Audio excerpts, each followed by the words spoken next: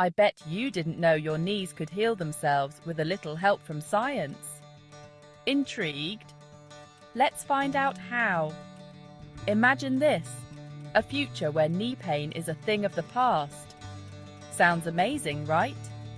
Well, thanks to mesenchymal stem cells, that future is closer than you think. These incredible cells are like tiny repair kits inside your body. Found in your bone marrow, fat, and even umbilical cord tissue, they have a superhero ability. They can turn into different types of cells. For knee osteoarthritis, they can become new cartilage cells, helping to regenerate damaged joints. So, how does it work? Doctors can harvest these stem cells from your own body and then inject them right into your knee. Once there, they get to work, reducing inflammation and promoting healing. It's like giving your knee a fresh start. And here's the exciting part. Early research shows promising results.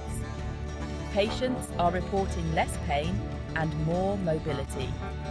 Imagine getting back to your favorite activities without that nagging knee pain holding you back. The future of medicine is here, and it's looking bright.